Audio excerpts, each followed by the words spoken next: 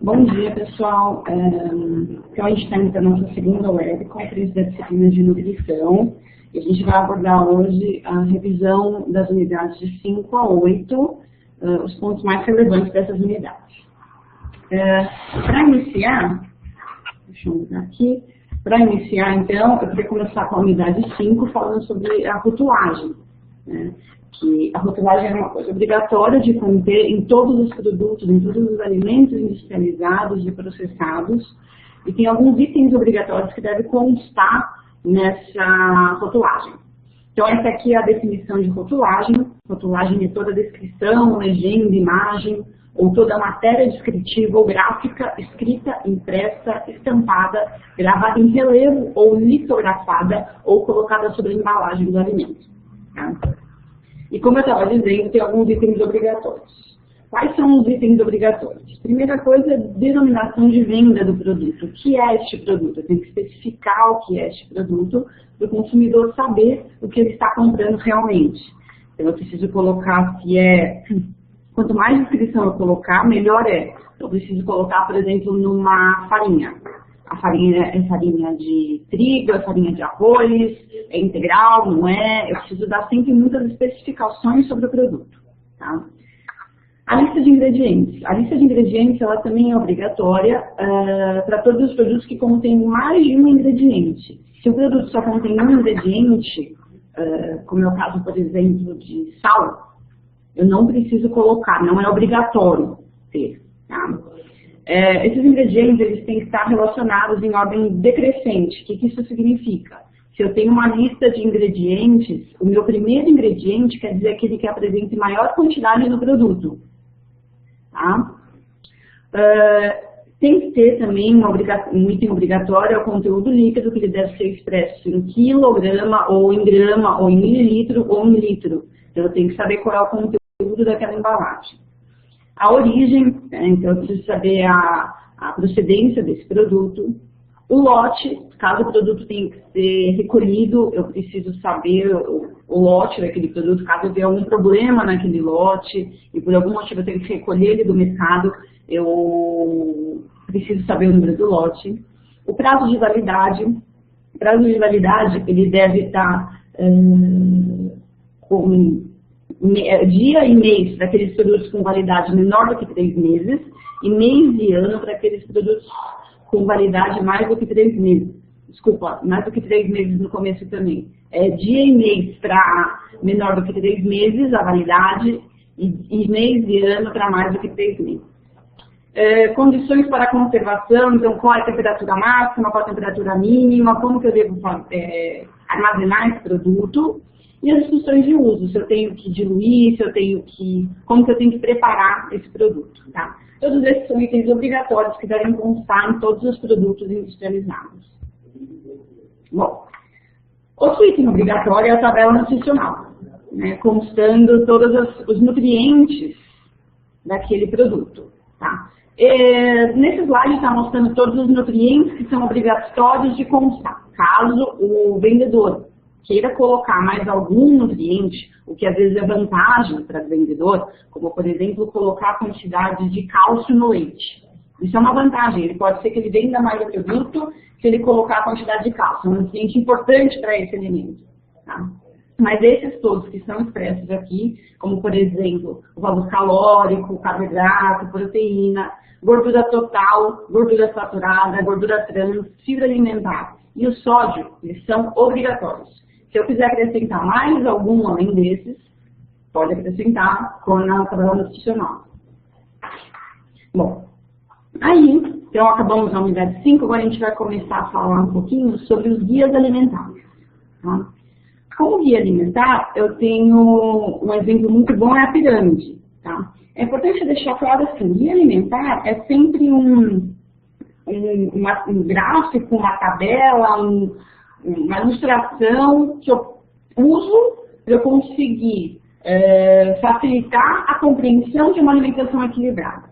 Geralmente esses guias, seja qual for ele, existem vários, a gente utiliza muito para atendimento em população, para, às vezes, num consultório, onde você precisa de um atendimento um pouco mais facilitado, onde as pessoas que têm um pouco mais de dificuldade em entender, a gente acaba utilizando esses guias. Tá? Eles facilitam muito a compreensão do indivíduo, né, ou do paciente para a dieta, para uma alimentação saudável. Tá? Eles vêm sempre em uma representação gráfica. Então, existe a pirâmide, que é o que eu vou comentar hoje, existe a roda dos alimentos, existe o meu prato, que está sendo muito falado hoje, que é o desenho de um prato e mostra os alimentos que devem compor este prato. Tá? Mas o mais usual, o mais conhecido, é a pirâmide alimentar. A pirâmide alimentar, ela é essa, como vocês estão vendo na imagem, e ela representa o quê? O que você consegue entender dessa pirâmide? Vamos lá. A base da pirâmide, ela é composta pelos alimentos que eu mais devo consumir, tá, no meu dia. Então, na pirâmide, a base da pirâmide é composta pelos cereais, pelos pães. Eu tenho que consumir boa parte dos alimentos do meu dia, a maior parte tem que vir deste grupo. No segundo patamar, no segundo nível da pirâmide, eu já tenho as verduras, os legumes e as frutas, tá, que eu tenho que comer numa menor porção do que os carboidratos. No terceiro entra aí o grupo das proteínas, que aí entra carne, ovos, leguminosas, leite e substitutos. E lá em cima, no topo da pirâmide, são aqueles alimentos que você deve consumir esporadicamente, que aí são os óleos, as gorduras e os açúcares. Eles estipulam, tá, para um adulto saudável, que não tenha nenhuma comorbidade, que não tenha nenhuma doença, a quantidade de porções que você deve consumir de cada grupo, que às vezes é representado na pirâmide ou não. Tá? Então, por exemplo, os pães e cereais, como eu já disse, eles são o grupo de alimentos que mais deve ser consumido. Você deve consumir no seu dia de 5 a 9 porções. Tá? Aqui no lado dessa outra tabela é a quantidade calórica por porção. O que isso significa? Então, eu estou falando que tem que consumir de 5 a 9, sendo que cada porção tem que me fornecer 150 calorias. Tá? Por exemplo, se eu pegar como uma porção o próprio arroz, se eu pegar o arroz, que entra nesse grupo dos pães, dos cereais, arroz é um cereal, uma porção de arroz, para equivaler a 150 calorias, vai ser, em média, umas 2 colheres daquela de servir, daquela colher de arroz, daquela colher um pouco maior. Tá? Isso é uma porção de arroz. O pão, por exemplo, entra nesse grupo também. Tá? Então, eu tenho que ver qual é a porção que me corresponde a 150 calorias, e aí sim eu vou consumir essa porção e vai me equivaler a uma porção dessa que eu tenho que consumir de 5 a 9. Nas hortaliças eu tenho que consumir de 4 a 5, frutas 3 a 5, leite e produtos lácteos 3 porções por dia, leguminosas apenas 1 porção, carnes e ovos 1 a 2, óleos e gorduras e açúcares e doces também 1 a 2. Esse grupo de óleos e gorduras e açúcares e doces, eu posso orientar o indivíduo a poder não consumir isso. Porque senão ele fica na obrigatoriedade de ter que consumir uma porção. Não, ele pode passar o dia e não consumir um açúcar, ele pode passar o dia e não consumir um óleo, uma gordura. Então, esse item a gente pode orientar ao consumidor, ao indivíduo, não consumir. Tá? Bom, eu falei um pouquinho sobre guia alimentar e agora a gente vai entrar um pouquinho na parte de doenças crônicas não transmissíveis, que é essa abreviação que vocês estão vendo aqui no slide. Tá? Um exemplo muito típico que a gente encontra muito de doença crônica não transmissíveis são as dislipidemias. Dislipidemia é qualquer alteração no lipídio do sangue. Por exemplo, se eu tiver uma alteração no meu LDL, que é o que a gente chama de colesterol ruim, é uma dislipidemia. Se eu tiver um decréscimo, uma diminuição no meu HDL, que seria meu colesterol bom, ele deve estar alto, e eu estou falando que se ele estiver diminuído, é uma dislipidemia. Tá? Ou se eu tiver uma alteração no meu colesterol total também, é uma dislipidemia também, é considerado. Agora, da parte nutricional, da parte alimentar, o que a gente pode fazer? para esse paciente que está com essa dislipidemia, seja ela qual for, um aumento do LDL, uma diminuição do HDL, ou um aumento do próprio colesterol total. Da parte de alimentação, o recomendado é que se aumente o consumo de ácidos graxos insaturados, que são aquelas gorduras que a gente chama de gordura boa, que ela não vai aumentar o colesterol ruim e ela não vai diminuir mais ainda o HDL. Aumentar o consumo de fibras solúveis. A fibra solúvel é aquela que ela se solubiliza em água, ela ajuda a dar saciedade, ela ajuda a diminuir os níveis e a concentração do LDL em nível sérico, quer dizer, no sangue. Tá? E a fibra solúvel, onde que ela está presente? Ela está presente principalmente na polpa de frutas, na parte mais interna dos alimentos. A parte externa, ela é mais rica em fibra insolúvel, que é o que, não que esse paciente não possa consumir, mas não vai auxiliar na diminuição do colesterol sanguíneo. Tá? E outra coisa que podemos aumentar também é as vitaminas antioxidantes. Tá? Agora, para diminuir da nossa alimentação, devemos diminuir o consumo de ácidos graxos saturados, que são aqueles que a gente fala que são as gorduras ruins. Geralmente, os ácidos graxos saturados, eles estão presentes em produtos de origem animal. Tá? Então, carne, leite, tudo isso a gente tem a gordura saturada, que nesse paciente a gente tem que diminuir o consumo. Além disso, devemos diminuir o consumo de gordura trans, que essa ajuda a diminuir o HDL, quando eu estou consumindo em alta quantidade, e ajuda a aumentar o LDL. Então, eu devo sempre diminuir essa quantidade, ou não consumir essa quantidade de gordura trans. E diminuir os níveis de colesterol da minha alimentação. Vale lembrar que o colesterol, ele vem de tudo que é de origem animal. Óleo vegetal, aquele óleo que tem no mercado, o óleo de soja, o óleo de canola, ele já não tem colesterol por natureza, porque ele é de origem vegetal.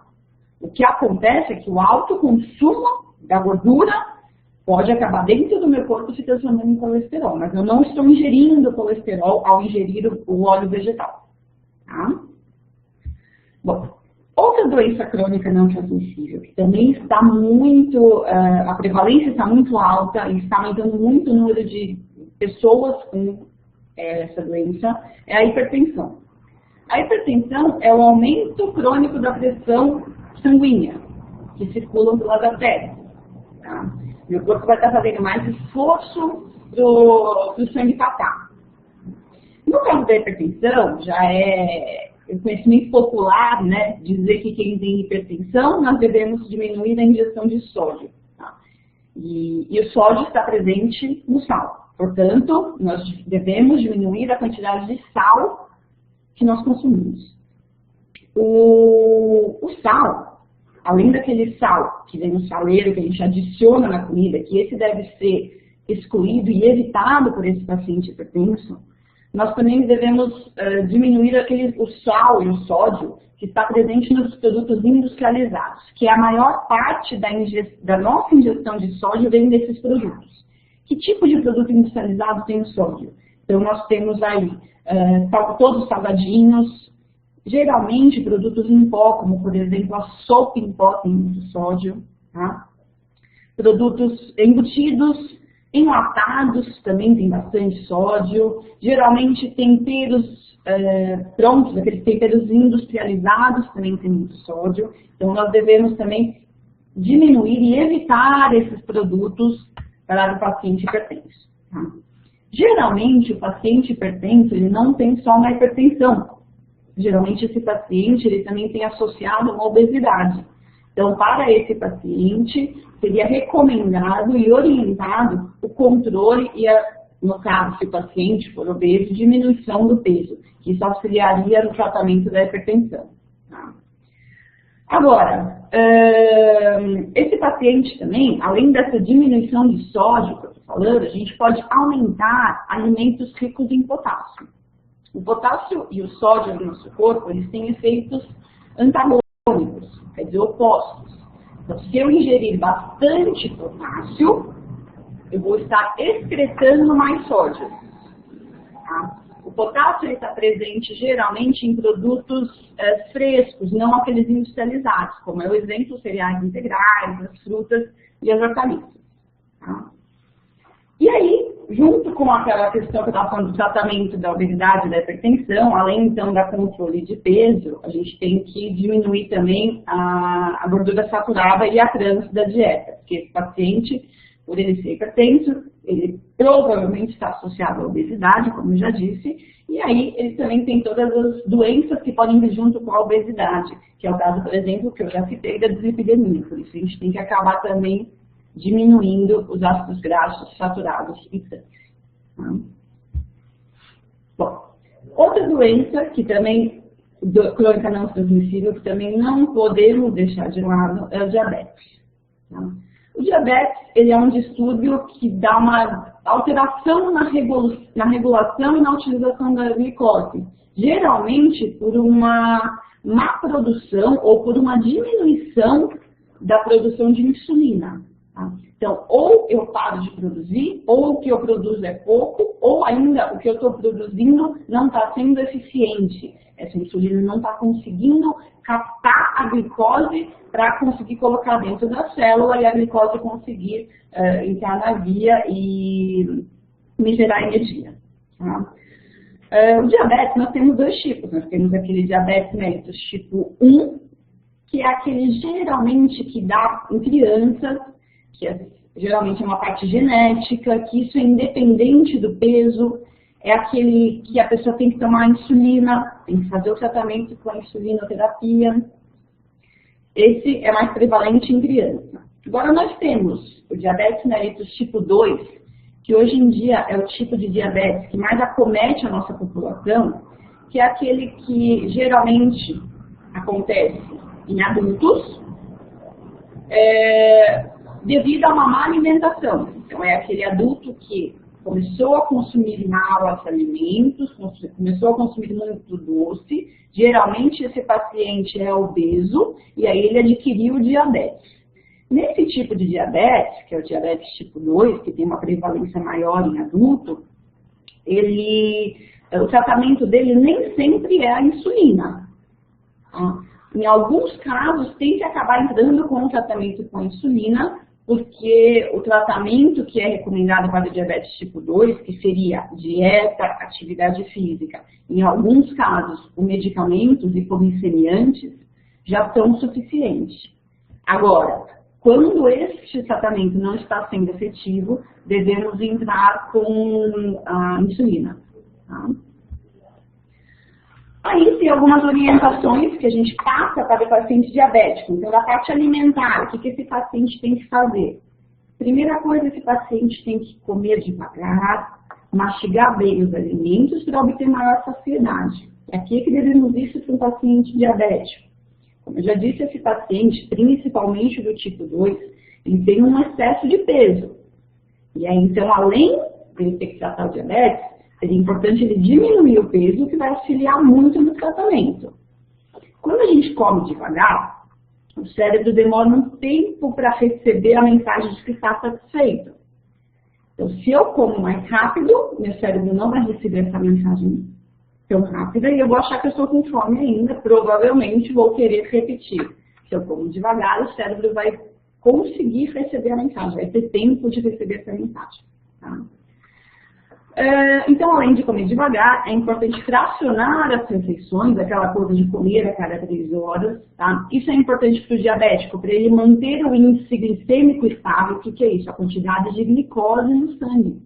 Tá?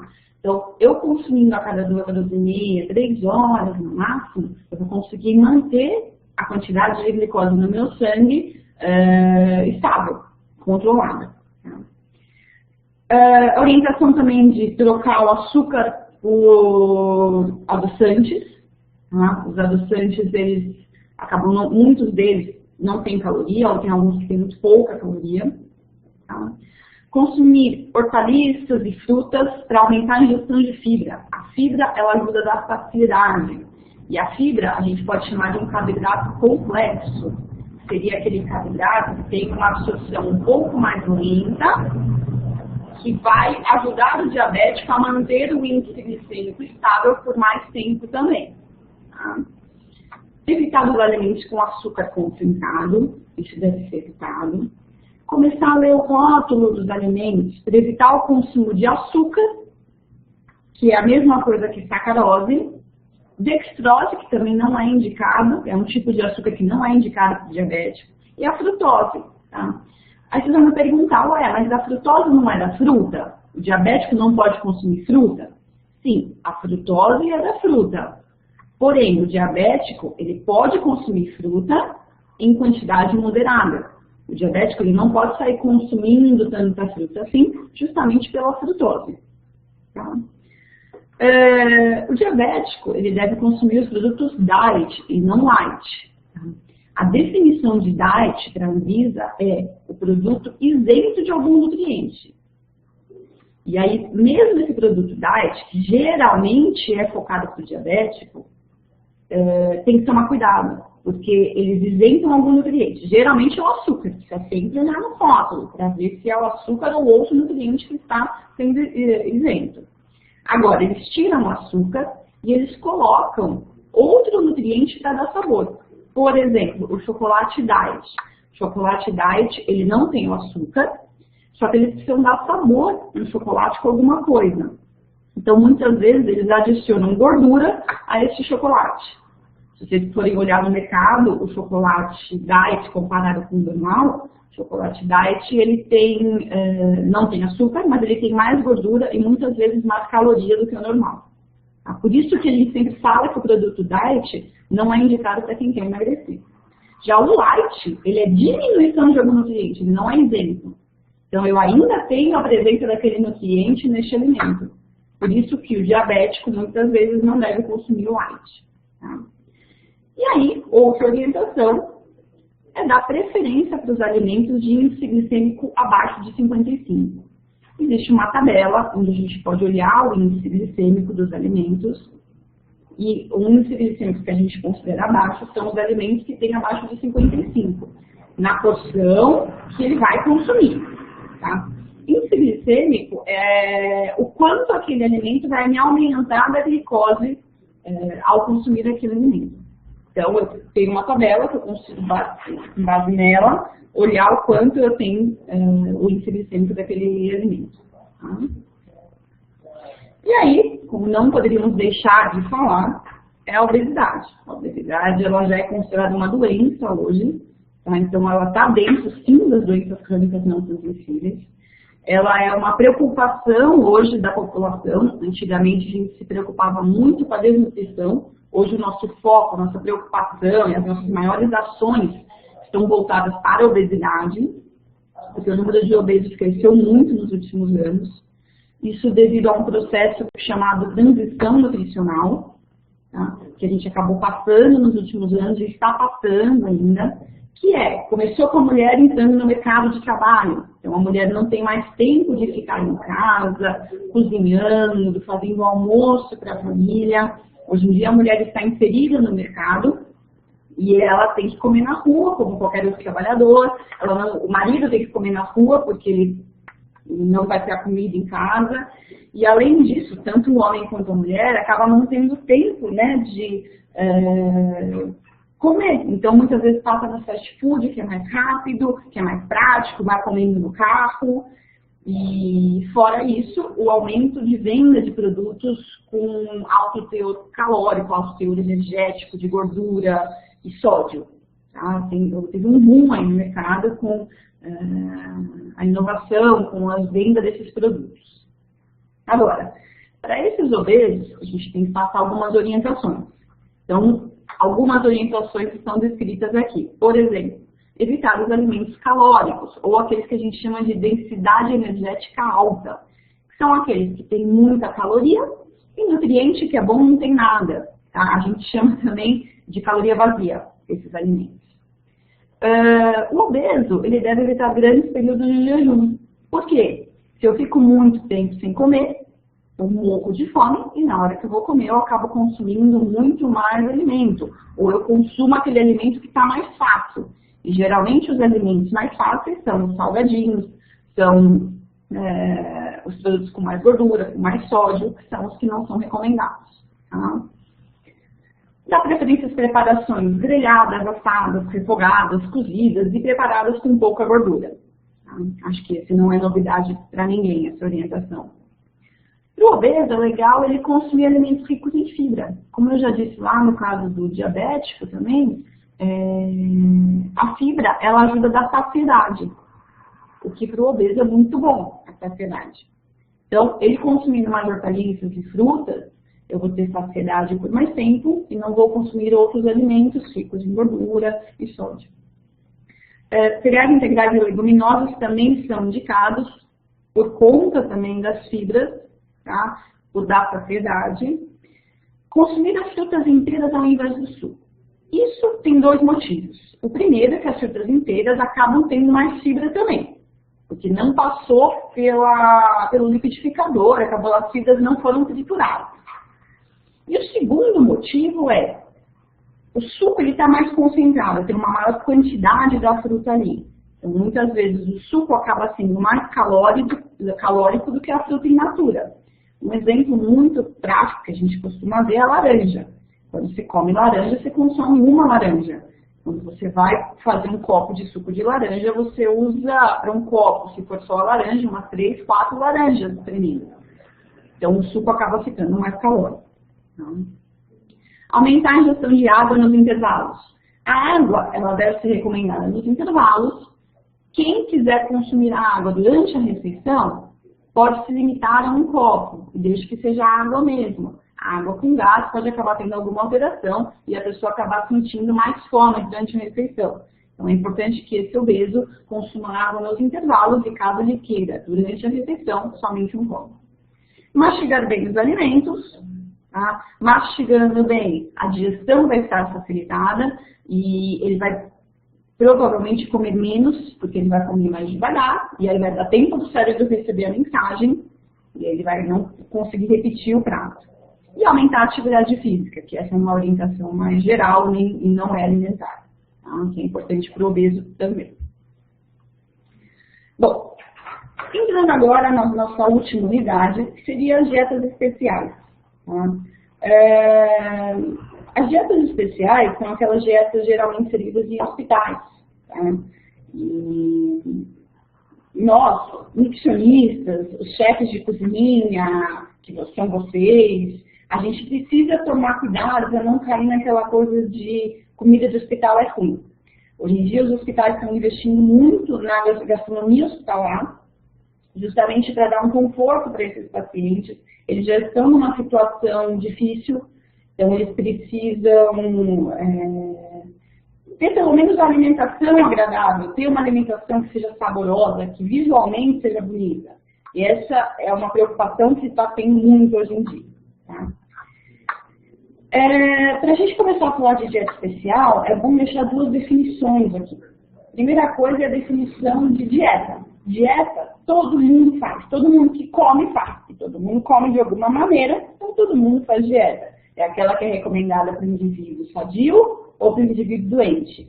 É aquela que é recomendada para o indivíduo que está querendo perder peso ou simplesmente que não está querendo perder peso. Uma dieta normal. É uma dieta. Nem sempre a dieta tem uma restrição alimentar. A dieta é dieta. Tá?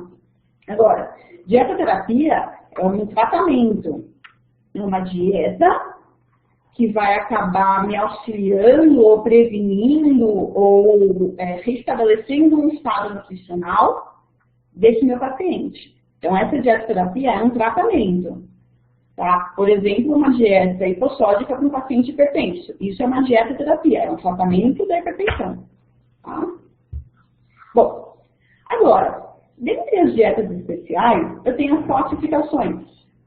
A primeira classificação é a dieta normal ou geral, que seria uma dieta na consistência normal e na composição normal. Então, eu não vou alterar e nem isentar nenhum nutriente e eu não preciso mudar a consistência. Esse meu paciente está apto a consumir a dieta do jeito que eu colocar, que eu servir. Eu tenho a dieta terapêutica modificada em consistência e tenho agora a dieta modificada em constituintes. A modificada em consistência, ela não tem a restrição de nutriente, ela só muda a consistência. Então, de uma dieta geral, eu passo para uma pastosa, para uma líquida. E a modificada em constituinte são aquelas que a gente tem que tirar ou isentar algum nutriente. A dieta mudada em consistência, tá? Ela vai alterar a textura dos alimentos e não tem restrição de nutriente, como eu já disse. Um exemplo é a dieta branca. Tá? A dieta branca ela é indicada para aqueles pacientes que estão precisando de facilitar a digestão por algum motivo. Ou eles estão numa transição para uma dieta geral. Tá? Essa dieta branca ela é constituída pelos alimentos mais macios, picados, moídos. A gente não indica alimentos com muita fibra. Então, por exemplo, fruta crua, exceto a mamão e a pera sem casca, eles não são indicados nessa dieta, porque eu preciso ter a fibra abrandada. Eu não falei que essa dieta é indicada para os pacientes que precisam de uma digestão facilitada, então eu não posso dar tanta fibra desse meu paciente. Tá? Então, todos os alimentos são cozidos, refogados, a gente não serve alimento cru nessa dieta. Tá? Agora, temos a dieta pastosa, que são para aqueles pacientes que têm alguma dificuldade em deglutir os alimentos, um idoso, por exemplo, ou algum paciente que fez alguma cirurgia ou está com alguma impossibilidade de ingerir aquele alimento. Então, nada mais é do que uma consistência pastosa mesmo. Então, todos os alimentos vêm na forma de purê, de mingau, no máximo vem um alimento moído, tá? Mas ele está sempre numa consistência pastosa. Tá? Nesse caso, pode vir, sim, um purê de fruta. Tá? Outros exemplos de dieta seria a dieta leve. Tá? A dieta leve, ela é uma dieta semissólida ou líquida, isso varia muito de acordo com o hospital. A dieta leve pode ser diferente em alguns hospitais, mas então ela é semissólida ou líquida. As fibras também são abrandadas por cocção ou por ação mecânica, tá? E a gente pode pôr alguns pedacinhos um pouquinho maiores do que da pastosa. Então, por exemplo, no caso de uma sopa, ao invés de eu colocar uma carne moída, uma carne batida, eu posso colocar uma carne em cubos. Tá? E a dieta líquida é uma dieta, muitas vezes, para quem está com algum preparo, para algum exame, ou para quem está com uma dificuldade severa de deglutição, que nada mais é do que aquela dieta líquida mesmo. Então, a gente tem que pegar a dieta pastosa e alongar. A gente fala em alongar aquela sopa. É uma sopa alongada. Então, uma sopa na forma mais líquida, tá? Com um pouco mais de água. Agora, eu falei que existem 3 tipos. Aquela dieta normal, a dieta modificada à consistência e a dieta modificada em constituintes. Eu falei da dieta normal e falei da dieta modificada em consistência. Agora, por último, eu vou falar daquelas modificadas em constituintes, que seria a dieta hipossódica, que seria uma dieta com pouco sal, ou, dependendo da severidade da doença, sem sal nenhum, que é para os pacientes que estão hipertensos, para pacientes com edema, por alguma doença, talvez, ou por alguma complicação de alguma coisa. Dieta para o diabético, essa dieta para o diabético, ela segue aquelas orientações que a gente passou. Então, é uma dieta rica em fibra, é uma dieta sem açúcar, é uma dieta que eles dão preferência para comer a fruta in natura. Uma dieta para os pacientes que não podem ingerir tanta proteína, então uma dieta hipoproteica, com pouca proteína. Tá? Uma dieta hipogordurosa, para quem não pode consumir tanta gordura, por algum motivo, às vezes está com alguma esteatoreia, né, que seria a gordura no cérebro, então esse paciente, por exemplo, não pode consumir tanta gordura, nós devemos indicar uma dieta hipogordurosa.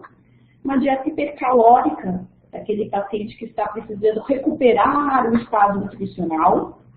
E uma dieta para úlcera e gastrite, que seria aquela dieta sem irritantes gástricos, então sem temperos fortes, sem condimentos fortes, tem alimentos industrializados, muitas vezes é mais uma dieta com alimentos naturais. Tá? Agora, eu posso ter uma dieta modificada em consistência associada a uma dieta modificada em constituinte. Então, eu posso ter, por exemplo, uma dieta pastosa para um diabético.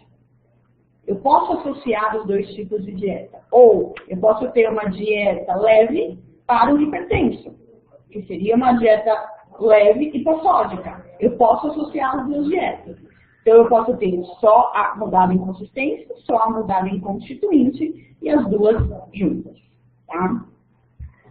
Bom, pessoal, era isso que eu tinha para fixar com vocês. Eu fiz aqui um resumo das unidades 5 a 8. Qualquer dúvida que vocês tiverem, vocês entrem no Fale com o Professor. Estudem bastante para N2 e estou à disposição para qualquer esclarecimento. Muito obrigada. Tchau, tchau.